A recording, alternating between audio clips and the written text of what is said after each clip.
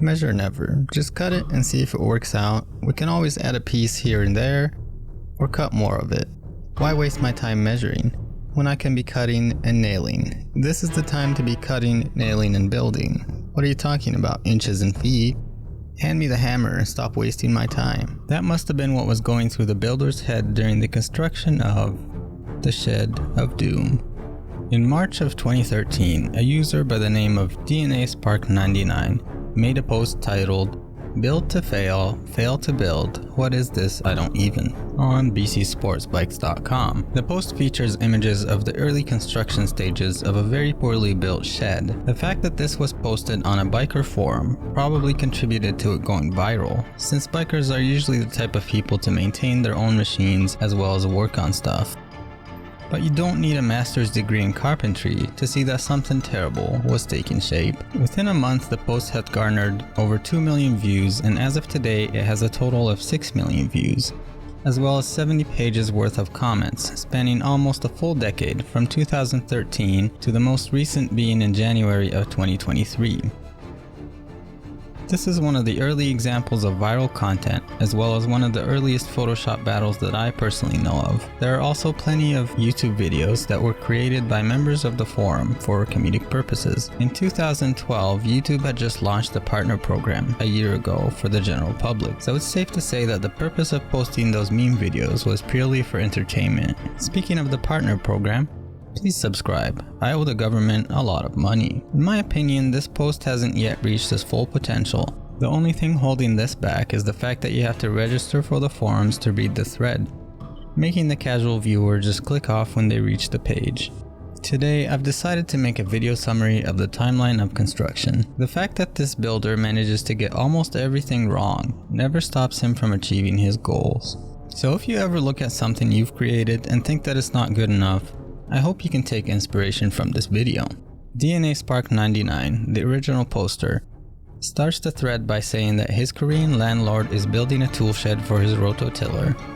The first thing DNASpark mentions is that the shed has one door, and that the lawnmower will not fit through it.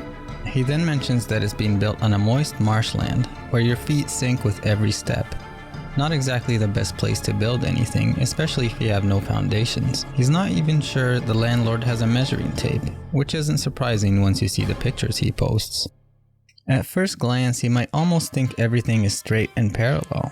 It's not, he says. He proceeds to post evidence of his claims, and it's all history from there. The first image is a general overview of the building. Nothing too suspicious here. In the second image, you can see the sinkholes created by footsteps in the ground beneath the shed. It appears that the builder has noticed this and decided to add some blocks underneath the building to prevent it from sinking anymore. Then comes the real meat of the post, close-ups of the construction. The first time I saw these, I about fell out of my chair. Nothing appears to line up with anything else. Random nails are poking out of random pieces of wood that come together to form some sort of building. Absolutely nothing is square. Some pieces don't ever fully connect. The initial response to the thread was extremely positive, with people torn between asking DNASpark to give his landlord some construction advice, and others asking him to let this beautiful disaster come together on its own. Some people even go as far as to encourage DNASpark to introduce his landlord to power tools, as well as a few comments suggesting that the only thing missing from the building materials is duct tape. Some people aren't even sure this is real, in disbelief that someone would spend all this time, money, and effort to make this shed when they can't even seem to nail two pieces of wood together. Many of the commenters start encouraging DNASpark to take a time-lapse video or a live webcam of the construction site. To my surprise, DNASpark did in fact record 2 time-lapse videos of the building going up. We'll show some of that later. On March 25th, DNA comes back with more images, this time somehow even more hilarious than the first post. People who had doubted the authenticity of this project were now left staring in horror. This image here is one of my favorites. That piece of wood sticking vertically up just gets me every time. It's like something was supposed to happen with it, but screw it. Let's hobble another part of the building together instead. I'm sure he had more important things to do, like putting 2 nails and 5 screws into one piece of wood. Honestly, this image is really impressive. You may not recognize the genius of what you are looking at, so let me explain. We have 1 Phillips screw, 1 Torx screw, 2 rusty flathead nails, and 3 square drive deck screws, 2 of which are newer than the third. All to attach a sheet of OSB to a wooden beam. Where is this man even getting his building supplies? The local flea market? Actually, I have a theory about that. I think he scoured the construction sites at night with a big magnet, gathering all the left behind screws and nails. But you know, I can't really prove that. Here's the interesting thing about this last image though. To drive all these screws and nails, you would need 4 different tools / bits. A Phillips head screwdriver, a Torx driver, a square driver, and a hammer. So if he was going to continue constructing this building at the same level of quality, he was going to need to keep switching between all these different tools, right? He's just going to hammer the screws. Honestly, I don't know what I expected. And here we have a sign that says to please use the other door, even though there's only 1 door. Maybe he means the structural load-bearing gaps that are part of this construction? And another one of my favorites, DNA Spark comments on this particular image saying that he's not sure what this block of wood's purpose is, but that it's important enough that the builder cut the OSB sheets to fit around it. And yet there was only 1 of these blocks present, so it must be unique and important, he says. On March 26, we get another image dump, as well as a time-lapse video of the construction. I will post a very brief section of the time-lapse and redirect you to DNA's channel. The man is a national hero and a Canadian icon. His time-lapse video got 10,000 views in the first hour and is sitting at 130,000 currently. Honestly, you have to hand it to this Korean gentleman. He may not be handy, but he's no slouch. Look at him unload that minivan. Also, that's a very sturdy minivan. Here we have more images.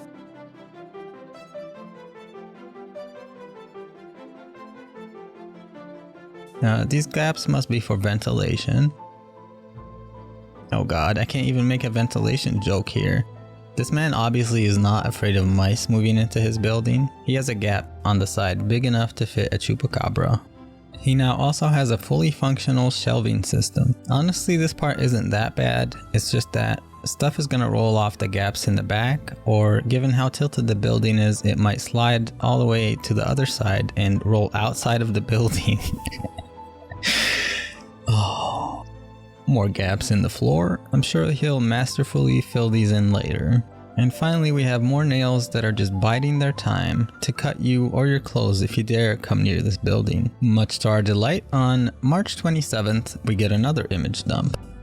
In the first image, you can see my favorite piece of lumber still hanging freely and not serving any purpose, as well as the beautifully cut sheets of wood that construct the window frames, gaps in the sheeting, the bend in the roof, gaps in the roof. Nope, seems like he found a solution to fill the gaps that were in the floors. Well, maybe not all of them. And the keystone. If something were to break in this area, I'm certain the whole building would come down. In this section, I counted 9 separate lengths of woods coming together at the same point. Also note the curvature of the roof in the back. And here we have some nails going both directions into this piece of wood, but not attached to anything on either side. Must be some decorative nails. DNA also finds an axe in the tool shed. People aren't sure whether the axe is for cutting wood or being used as a hammer. The final image dump comes on April 2nd. Look at those angles. More ventilation gaps, I'm sure. The building is now complete, according to DNA. On April 4th, a user who goes by Madchild posts an image of his motorcycle with the shed in the background.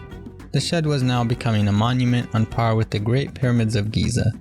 Motorcyclists from the British Columbia area are still paying tribute to it to this day.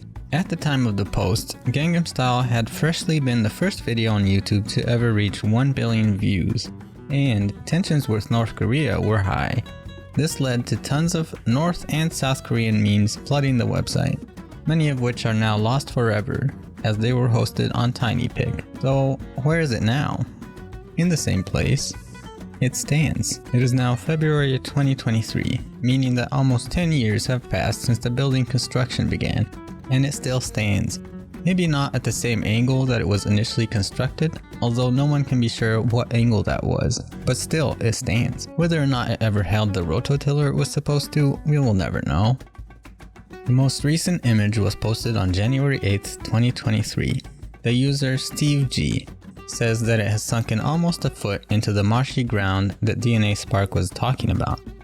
The roof now had an additional layer of shingles, and the roof and sides were being held up by wooden posts to keep it from falling over, but it still stands. If you've made it this far into the video and you've seen the Shed of Doom before, please let me know in the comments. I'm really curious how many people I'm introducing this to versus how many people have already seen it. Thanks, and see you next time.